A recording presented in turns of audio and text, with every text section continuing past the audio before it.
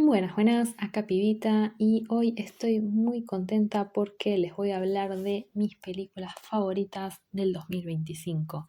Y no son las películas que salieron en el 2025 y que fueron mis favoritas, sino que son las películas que yo vi en el 2025 y que a mí me gustaron más. ¿Por qué lo hago de esta forma? Bueno, todos conocemos las películas que salieron el año pasado y si no las conocemos es muy fácil acceder a ellas. En cambio hay películas que quizás quedan en el olvido, quedan enterradas, uno no escucha hablar de ellas o quizás escuchó hablar pero bueno, la tiene ahí pendiente, así que bueno, vengo acá a hablarles sobre esas películas. Quizás alguna película es una que vos tengas en la lista y que todavía no la hayas visto. Esta es la señal para que la veas. Así que empezamos y quédense hasta el final del video porque estoy guardando la mejor película para lo último. Así que bueno, empezamos por una película de terror llamada Pulse, o como yo le digo, Pulse.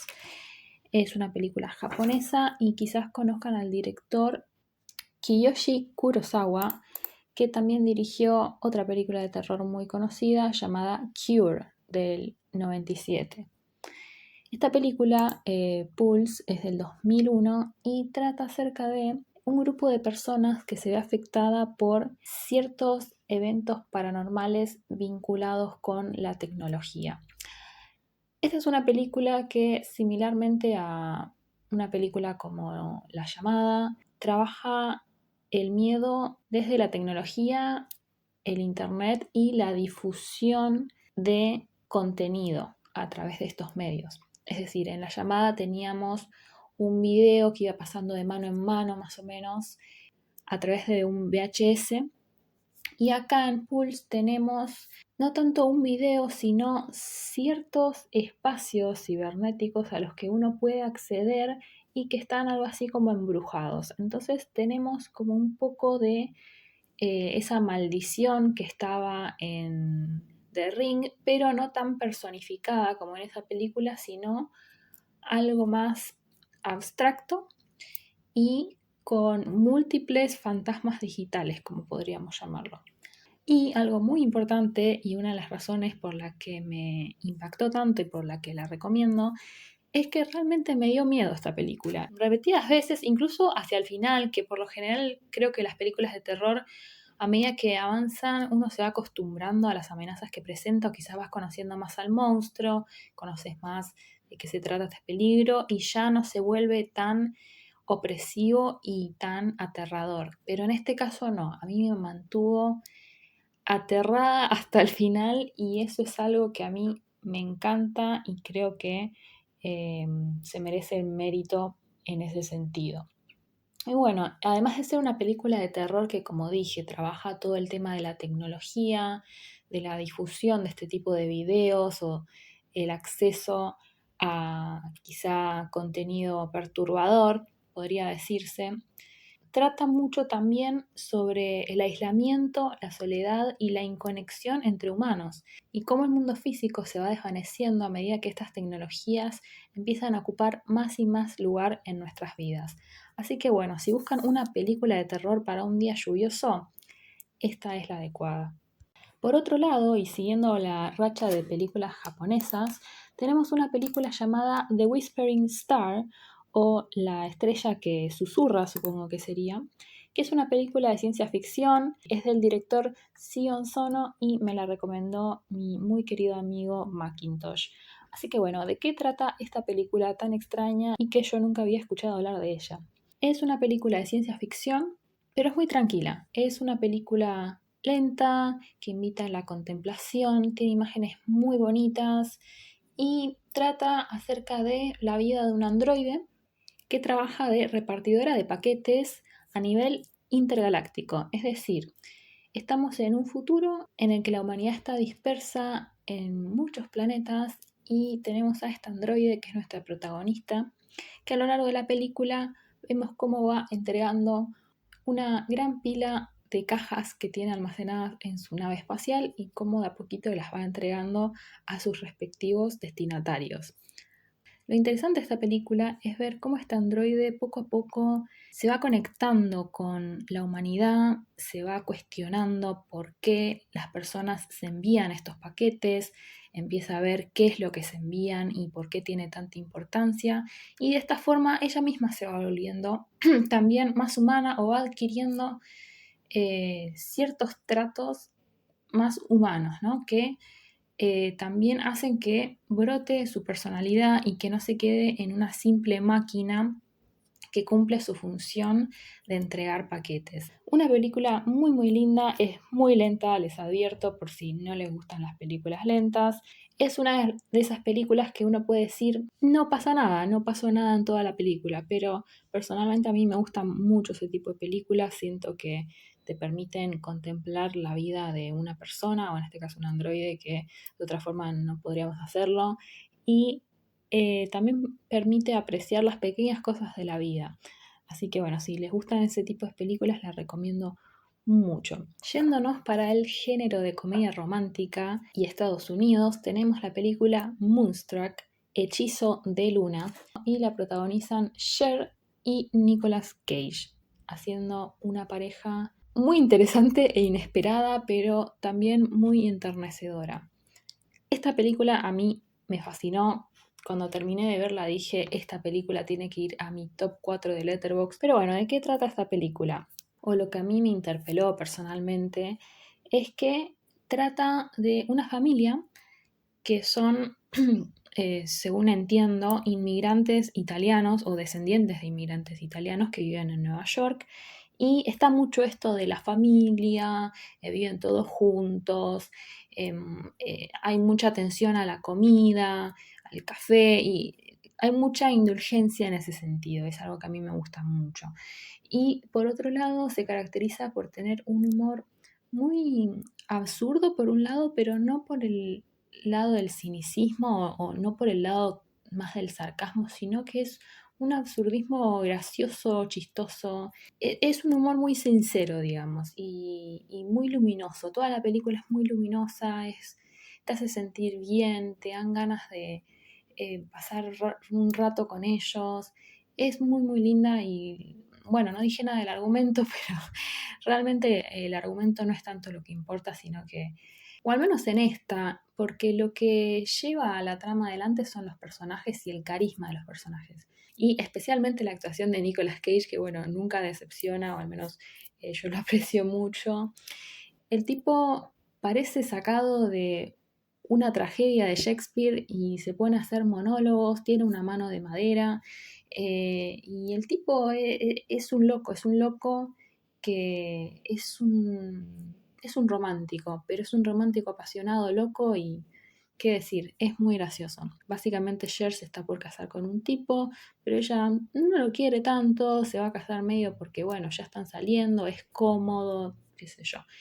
Y este tipo dice, bueno, cuando vuelva de mi viaje a Italia, porque la mamá se está muriendo en Italia o algo así, nos casamos, pero quiero que vos vayas a hablar con mi hermano, porque mi hermano no me habla hace años, está enojado conmigo y quiero que las cosas estén bien para cuando yo vuelva y que venga a nuestro casamiento. ¿Y quién es el hermano? Nicolas Cage. ¿Y qué pasa entre Cher y Nicolas Cage? Bueno, ya podrán imaginarse, pero al margen del argumento es muy chistosa la película, la recomiendo muchísimo si quieren sentirse bien.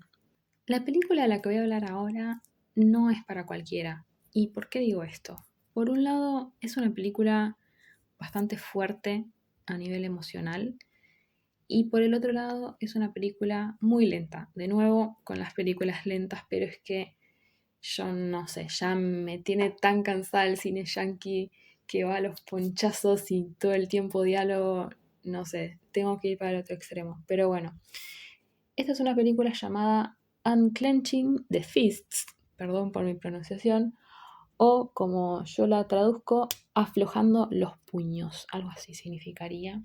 Y bueno, trata acerca de una familia que vive en la República Rusa de Osetia, que está marcada por un suceso traumático que esto pasó en la vida real. En el 2004 hubo un atentado terrorista en una escuela y murieron un montón de personas, incluidos niños.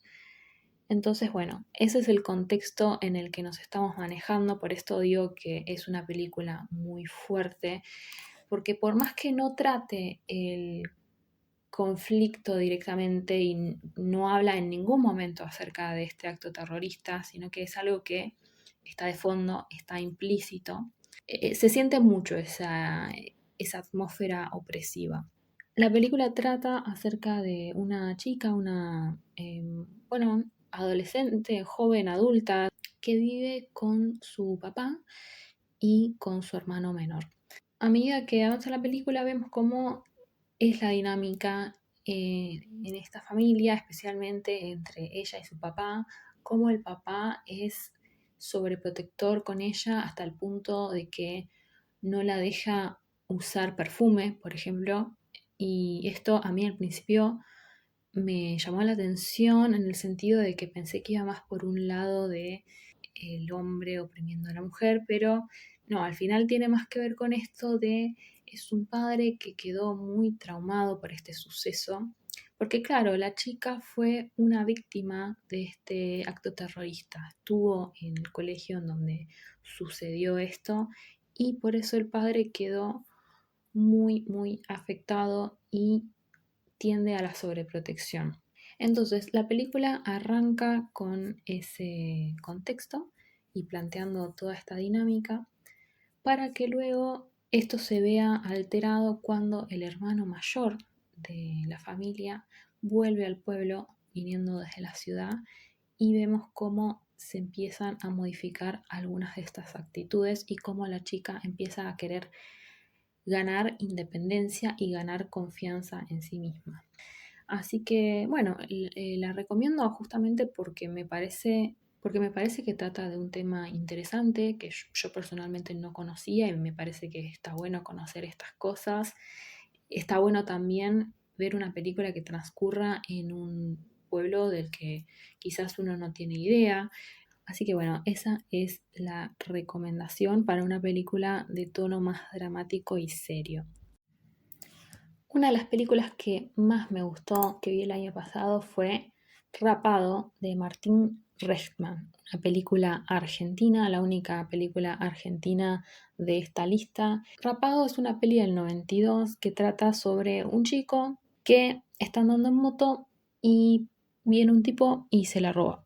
Así arranca la película. Y es una de esas películas que de nuevo no pasa nada en la película. Es decir, seguimos la vida de este chico, su relación con su mejor amigo y cómo esta pérdida de su moto le afecta en lo personal y afecta su personalidad también. Lo induce a cambiar ciertas cosas de su vida, como por ejemplo ante la frustración que le genera o la indignación que le genera que le hayan robado la moto de una forma tan sencilla, uno podría decir, es decir, lo amenazaron con un arma y es un segundo, tenía la moto y un segundo ya no la tiene. Ante esa indignación se empieza a plantear si él también debería hacer lo mismo y recurrir a robar una moto. Y bueno, creo que esta película es un poco más difícil de recomendar que otras películas en el sentido de que a mí en lo personal me gustó mucho el humor que maneja Rechtman, pero es un humor bastante seco, es decir, si no te gusta ese tipo de humor, capaz no te vaya a gustar. Y de nuevo, es una película en la que, comillas, no pasa nada, simplemente seguimos la vida del protagonista a medida que le van pasando cosas y a medida que va tomando decisiones. Ahora, para romper un poco con el esquema este de películas japonesas, películas lentas, películas que no tratan de nada, vamos con una película que recibió críticas muy variadas en el sentido de que es una película que uno podría decir es malarda. No sé si es una película buena. A mí me gustó mucho y es El mono de Osgood Perkins, el director de Long Legs. ¿De qué trata esta película? Bueno, está basada en un cuento de Stephen King.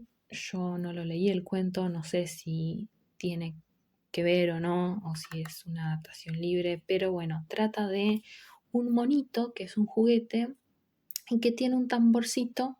Entonces cuando le das cuerda, empieza a tocar el tamborcito. ¿Qué pasa con este mono? Es un mono embrujado. Si le das cuerda y haces que toque el tamborcito, cuando deja de tocar el tamborcito, alguien se muere. ¿Quién? No sé. Alguien que esté cerca. ¿Qué tan cerca? No sé.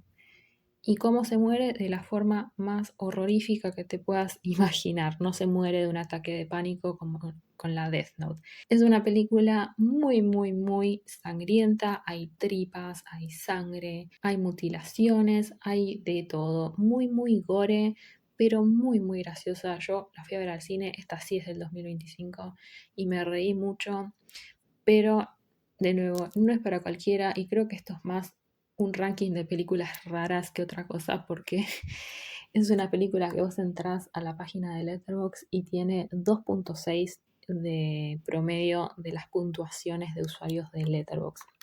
Así que sí, no sé si es buena la película. Por momentos pareciera ser que es buena, que tiene una historia interesante para contar, pero también tiene un humor muy, muy seco y muy extraño. La verdad es que yo nunca había visto una película así. Si les gusta el gore, véanla. Si les gusta The Evil Dead, véanla. The Evil Dead, la vieja, ¿no? La de Sam Raimi. Si les gusta lo bizarro, bien bizarro, véanla. Está muy divertida. Y bueno, llegamos a mi última recomendación y la película del año para mí, la mejor película que vi en el 2025. Es una película que se la recomendé a 2 personas y las 2 personas la vieron y a las 2 les gustó mucho y me lo agradecieron. Y uno de mis amigos, mi amigo Macintosh, procedió a ver todas las películas de ese director y ahí es como me recomendó The Whispering Star. ¿De qué película estoy hablando? De Love Exposure de Sion Sono. ¿Qué decir sobre esta película? Uno podría decir mucho, uno podría no decir nada. Yo no sabía nada entrando en esta película y creo que es la mejor forma de verla. Creo que es la mejor forma de ver casi cualquier película, pero bueno, les voy a contar un poquito de qué trata o qué temas aborda, porque es una película que dura 4 horas, sí. 4 horas reloj dura esta película y justificadas las 4 horas porque en ningún momento te sentís aburrido, en ningún momento pierde el ritmo. Debo confesar que no la vi en una sentada, la vi en 2 partes, pero eso no afectó para nada en mi visionado. ¿De qué trata esta película? Bueno, superficialmente vamos a tratar de explicar un poco qué es el universo de Love Exposure, porque tiene un poco de estética anime, en el sentido de que es todo muy hiperbólico, es todo muy bizarro, exagerado y caricaturesco. Y uno tiene que permitirse ser atravesado por todas estas cosas, porque es una película que no es para tomarse muy en serio, pero al mismo tiempo se toma muy en serio a sí misma, en el sentido de que los protagonistas se toman muy en serio lo que están haciendo, por más que estén haciendo cosas completamente absurdas, completamente ridículas. Pero bueno, vamos con el argumento. Tenemos a nuestro protagonista, un adolescente llamado Yu, que está en conflicto con su papá. Su padre es un padre de la iglesia, es decir, es un cura, y arrancamos con una situación entre ellos dos en la que el padre constantemente le dice a este chico que vaya a confesarse a la iglesia con él, ¿no? Con su propio padre. Y por más que el chico hable y hable acerca de sus supuestos pecados, llega un punto en el que ya no tiene nada más para decir porque él es un chico que no hace muchas cosas malas y el padre se enoja porque el chico no tiene pecados para confesar. Entonces se encuentra en una situación en la que no puede acceder al cariño de su padre porque no tiene qué decirle en estas situaciones. Entonces, ¿qué es lo que empieza a hacer? Empieza a encontrar formas de cometer pecados. Así arranca la película. Un chico adolescente tratando de cometer pecados o crímenes adrede para poder confesárselos a su papá, que es cura, y que de esta forma el padre pueda castigarlo y él pueda recibir una especie de afecto paternal. Muy extraño, y eso es solo la punta del iceberg porque después tenemos un montón de personajes más.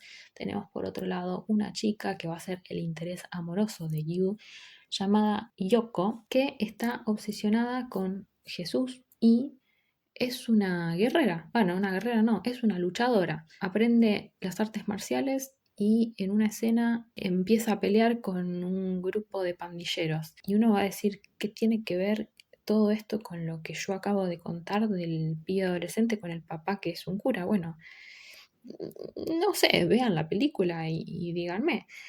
Pero bueno, es muy divertida la película, tiene algunos puntos que vos tenés que decir, bueno, esto que están haciendo está mal, pero voy a aceptarlo porque son los personajes los que lo están haciendo y voy a tratar de no pensar demasiado en ello. Capaz te llevas un mal gusto, pero tenés que atravesar eso y simplemente aceptar que es una película completamente absurda, pero que es muy buena, muy, muy buena.